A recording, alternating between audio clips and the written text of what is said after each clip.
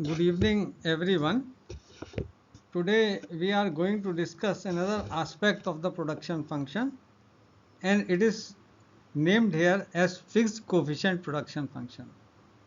आज हम लोग जिस प्रोडक्शन फंक्शन का डिस्कशन कर रहे हैं उसका नाम है fix coefficient production function. Fix coefficient production function वैसे तो बहुत सिंपल है कि कोफिशिएंट जो है फिक्स्ड हैं या जो रेशियो है वो फिक्स्ड है, लेकिन कई बार जो सिंपल चीज़ें हैं उनको समझना और भी कठिन हो जाता है क्योंकि उनकी रूपरेखा किताबों में बहुत अच्छे से दी नहीं रहती है और उसको समझना इसलिए भी ज़रूरी है कि अगर टेक्स्ट बुक में वो चीज़ें बहुत अच्छे से नहीं दी हैं तो कोई नोट्स या कोई लेक्चर ऐसा होना चाहिए जहाँ पे उस चीज़ों को हम विस्तार से समझ सकें। ये सिंपल प्रोडक्शन फंक्शन है, इसीलिए बाद में कुछ सवाल भी हमने दिए हुए हैं ताकि आप समझ सकें कि इस प्रोडक्शन फंक्शन की अहमियत क्या है और इस प्रोडक्शन फंक्शन को हम कॉम्प्रिहेंड कर पाए हैं या नहीं आए। अगर आप वो सवाल कर लेंगे तो ये समझा जाएगा कि आपने प्रोडक्शन फंक्शन को अच्छे से समझ लिया है। यहाँ पे फिक्स कोफिशिएंट प्रोडक्शन फंक्शन का अर्थ हमने पहले समझाया हुआ है और यहाँ लिखा हुआ है कि fix coefficient production function is one in which inputs are combined in fixed proportions। ये फिक्स कोफिशिएंट प्रोडक्शन फंक्शन वो है जिसमें हम इनपुट्स यानी कैपिटल लेबर रेशियो को एक फिक्स अनुपात में, एक फिक्स प्रपोर्शन में हम कंबाइन करते हैं और वो प्रपोर्शन अनचेंज रहता है। यहाँ उसे स्पष्ट भी किया है कि that is in a fix coefficient production function there is only one and one ratio of inputs to produce output of a particular good. कि एक वस्तु विशेष का उत्पादन करने के लिए हम एक पर्टिकुलर अनुपात में चीज़ों का मिश्रण करते हैं, इनपुट्स का मिश्रण करते हैं, और जब हम एक पर्टिकुलर अनुपात में मिक्स करते हैं और उस अनुपात को हम चेंज नहीं कर सकते, यानी कैपिटल लेबर रेशियो का हम सब्स्टिट्यूशन नहीं कर सकते, तो वो फिक्स कोफिशिएंट प्रोडक्शन फंक्शन कहलाता है। और यहाँ दूसरे पैराग्राफ पे लिखा है कि अगर हमें उत्पादन बढ़ाना है या घटाना है तो हमें उसी अनुपात में, जो अनुपात है वो बदल नहीं सकते। अगर मान लीजिए कि 2 यूनिट कैपिटल और 1 यूनिट लेबर लेके हम 10 यूनिट उत्पादन कर रहे हैं तो 20 यूनिट के लिए हमें 4 लेबर और 4 कैपिटल और 2 लेबर हमें लेना पड़ेगा। वो रेशियो 2:1 का हम चेंज नहीं कर सकते। यहाँ लिखा हुआ है कि if output is to be augmented और diminished then all input must expand और contract so that original input ratio is maintain, ताकि ओरिजिनल इनपुट रेशियो हम मेंटेन कर सकें। यहाँ पे एग्जाम्पल दिए हैं कि recipe in a cook book, कि कुक बुक है उसमें रेसिपी दी रहती कि चीज़ कैसे बनेगी और उसी अनुपात में हम सारे चीज़ों का मिश्रण करते हैं। कॉल सेंटर का एग्जाम्पल दिया है कि वहाँ 1:1 प्रपोर्शन में वर्कर और टेलीकम्युनिकेशन इक्विपमेंट चाहिए, यानी 1:1 रेशियो है लेबर और कैपिटल का।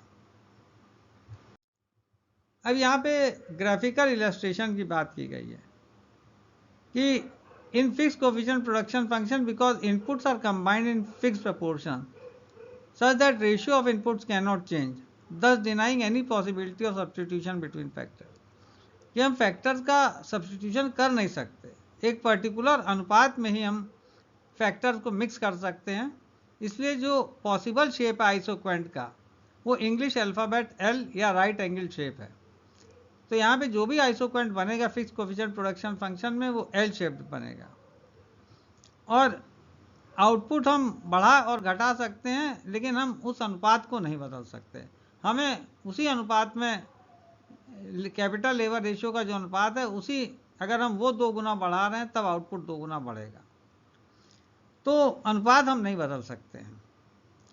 और इसीलिए हम कह रहे हैं कि कैपिटल लेबर का सब्स्टिट्यूशन नहीं है और आइसोक्वेंट एल शेप्ड होता है और वो उसकी शिफ्टिंग ऊपर नीचे हो सकती है depending upon how the inputs are being reduced और increased.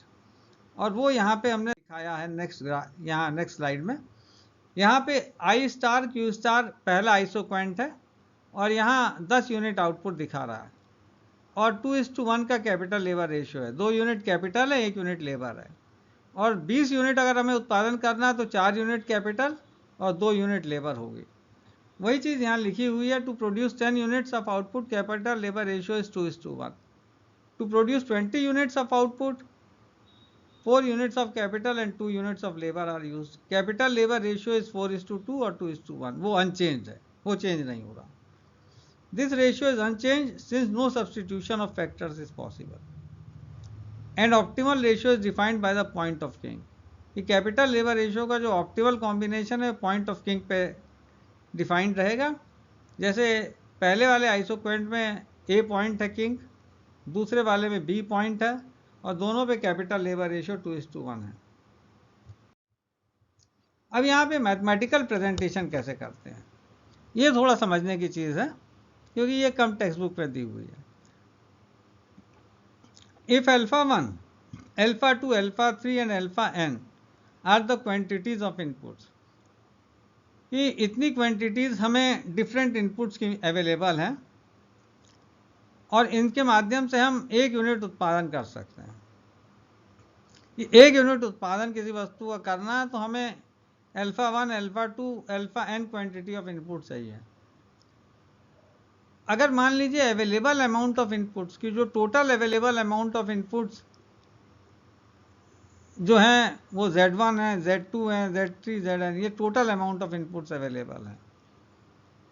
Then level of output that could be attained, तो इस टोटल लेवल ऑफ इनपुट जो अवेलेबल है इनसे कितना उत्पादन हमें मिल पाएगा, that will be Z1 by alpha 1, क्योंकि एक यूनिट के लिए अल्फा 1 चाहिए और Z1 टोटल अमाउंट इनपुट्स हैं तो हम उसे डिवाइड कर देंगे तो वो बताएगा कि हम इससे कितना उत्पादन कर सकते हैं. यहाँ y मात्रा लिखी गई है.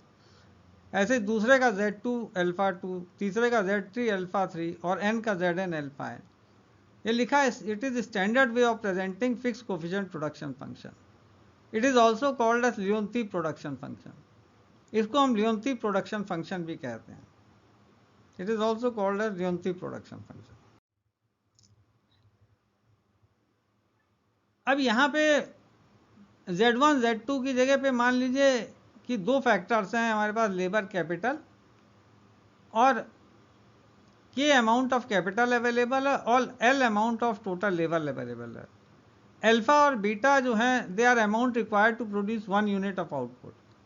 एक यूनिट प्रोड्यूस करने के अल्फा और बीटा चाहिए. तो फिक्स कोफिशिएंट प्रोडक्शन फंक्शन को हम लिखा सकते हैं y equal to minimum K by alpha L by beta. इतना हमें दो इनपुट चाहिए to produce y amount of output. Equation 2 is a way to express fix coefficient production function in aggregate form. यहाँ कैपिटल को हमने aggregate कर दिया, तोड़ा नहीं है, और टोटल लेबर को भी एग्रीगेट फॉर्म में एक्सप्रेस किया हुआ है. अब यहाँ लिखा हुआ है कि जो फिगर हमने पहले दिखाई थी कि 10 units of output is produce by 2 units of capital and 1 unit of labour. Then to produce 1 unit of capital, 1 unit of output, capital and labour required is 1/5 and 1/10 units. कि जब हमने जो पीछे फिगर बनाया था उसमें ये बताया था कि 10 यूनिट उत्पादन हम 2 यूनिट कैपिटल और 1 यूनिट लेबर का लेके कर सकते हैं. अब हमें अगर 1 यूनिट उत्पादन चाहिए तो कितना कैपिटल लेंगे, तो 2/10 हो जाएगा, यानी 1/5. कितना लेबर लेंगे, 1/10. तो 1/5 और 1/10 यूनिट हैं जो हम लेंगे कैपिटल और लेबर की, यानी अल्फा और बीटा 1/5 और 1/10. यहाँ लिखा है alpha 1/5, beta 1/10. K by L equal to alpha by beta equal to 1/5 divided by 1/10, यानी कैपिटल लेबर रेशियो 2:1 है. तो इस तरह से आप कैपिटल लेबर रेशियो को डिटरमिन कर सकते हैं. जैसे 10 यूनिट उत्पादन वहाँ था तो 1 यूनिट के लिए कितना चाहिए होगा वो आप निकाल सकते हैं, वो रेशियो 2:1 आएगा. This then is the essence of fix coefficient production function. अब अगर हमें और क्लैरिटी चाहिए तो ये कुछ सवाल हैं. पहला सवाल है what is the other name of FCPF fix coefficient production function. इसका आंसर अभी दिया हुआ, हम वहाँ जिक्र करेंगे. दूसरा है if L shape production function y equal to 1, यानी 1 यूनिट उत्पादन करना है, K 1 है, L 2 है, कैपिटल 1 है और 2 यूनिट लेबर यूज़ कर रहे हैं. व्हेन y इक्वल टू 2, अगर y 2 यूनिट्स है, कैपिटल 2 है, लेबर 4 है, then express production function form. तो इसको डबल कर रहे हैं, कैपिटल लेबर भी डबल हो रहा है, तो ये भी फिक्स कोफिशिएंट प्रोडक्शन फंक्शन है। और आगे इस दोनों सवाल के उत्तर हम देंगे।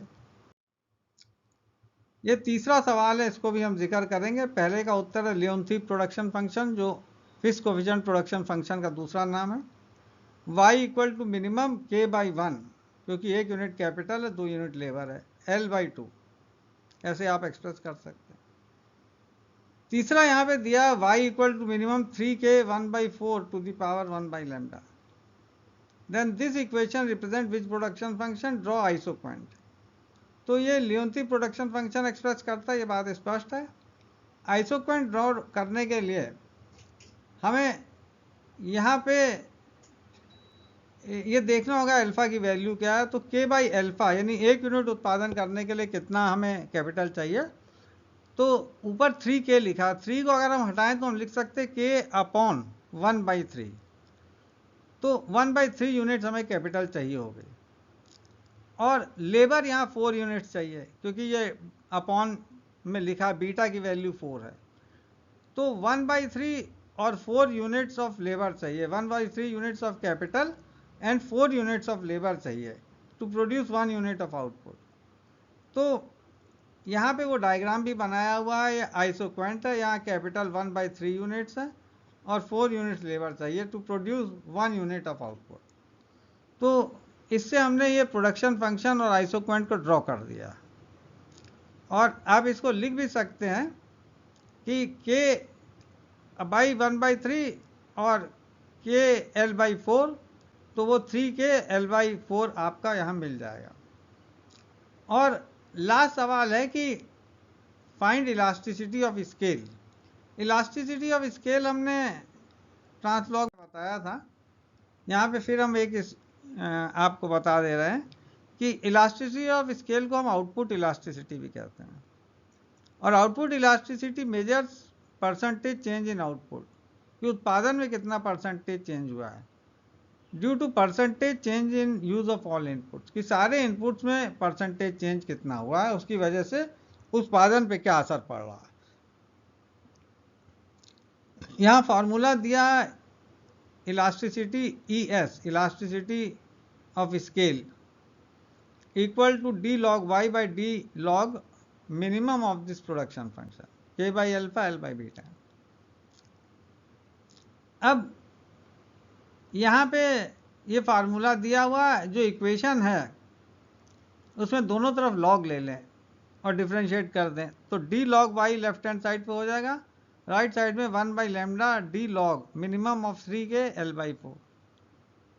अब d log y by d log minimum of 3k l by 4 equal to 1 by lambda. तो दस इलास्टिसिटी ऑफ स्केल और output elasticity ES equal to 1 by lambda, यानी फिक्स कोफिशिएंट प्रोडक्शन फंक्शन में यहाँ स्केल इलास्टिसिटी 1 बाई लैम्डा के बराबर है। और elasticity of substitution sigma से इंडिकेटेड है, उसका फार्मूला हमें पता है, d log k by l upon d log MRTS होता है। अब फिक्स कोफिशिएंट प्रोडक्शन फंक्शन में सब्सटीट्यूशन इज नॉट पॉसिबल, कि किसी एक आइसोक्वेंट के अलॉन्ग हम सब्सटीट्यूशन कर ही नहीं सकते, क्योंकि आइसोक्वेंट राइट एंगल्ड और एक फिक्स प्रपोर्शन में इनपुट्स कंबाइन हो रहे हैं। क्योंकि सब्सटीट्यूशन संभव नहीं है कैपिटल और लेबर में, इसलिए जो स्लोप है आइसोक्वेंट का, उसकी जो वैल्यू है स्लोप की, यानी जिसे हम tan थीटा कहते हैं, tan 90, वो 0 के बराबर है।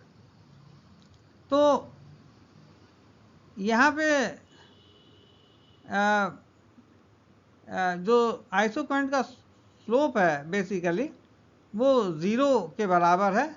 और या आप ये भी कह सकते हैं कि इलास्टिसिटी ऑफ सब्सटीट्यूशन इनडिटर्मिनेट है, क्योंकि हम इसमें स्लोप निकाल नहीं सकते। d log MRTS जो है वो हम डिटर्मिन नहीं कर सकते, क्योंकि tan 90 की वैल्यू बेसिकली इन्फिनिटी होती है, तो हम स्लोप इसमें इनडिटर्मिनेट है। लेकिन कई किताबों में आपको मिलेगा इलास्टिसिटी ऑफ सब्सटीट्यूशन 0 के बराबर होता है। तो आप चाहे इनडिटर्मिनेट लिख दीजिए चाहे 0 लिख दीजिए, दोनों वैल्यू सही हैं। जब आप CS पे जाएंगे तो वहाँ इलास्टिसिटी ऑफ सब्सटीट्यूशन जब 0 होगी तो जो आइसोक्वेंट बनेगा वो राइट एंगल्ड बनता है। तो कुछ किताबों में इलास्टिसिटी ऑफ सब्स्टिट्यूशन 0 दी है, कहीं पे इंडिटर्मिनेट दी रहती है। दोनों वैल्यूज़ एक लिहाज से सही हैं। और ये एक छोटा लेक्चर है जिसको आज हमने आपके सामने रखा कि इस पर कभी कभी सवाल पूछा जाता है इंडियन इकोनॉमिक सर्विसेज में, और हो सकता है कि आपको अच्छा लगे, क्योंकि ये लेक्चर ऐसा है जो छोटा है, आसान है, मगर समझने की ज़रूरत है। क्योंकि कई बार बहुत आसान सी चीज़ें आदमी स्किप कर जाता है और जब एग्ज़ाम में सवाल आता है तो फिर उसको दिक्कत होती है। तो थोड़ा ध्यान रख के इसको पढ़िएगा, और ताकि ये रहे कि ये आसान है और हम कर नहीं पाए, ये तोहमत आपके सिर ना लगे। क्योंकि वो शेर आपको याद होगा, गमे आशिकी से कह दो रहे आम तक न पहुँचे, और मुझे खौफ है ये तोहमत मेरे नाम तक न पहुँचे। तो ये तोहमत आपके नाम नहीं आनी चाहिए, इसलिए एक छोटा लेक्चर है, इंपॉर्टेंट है। एक दो बार इस पर सवाल भी आया है इंडियन इकोनॉमिक सर्विसेज में, इसको अच्छे से कीजिएगा। और अभी यहाँ पे अर्धरात्रि है, और गुड नाइट और गुड विशेस टू यू।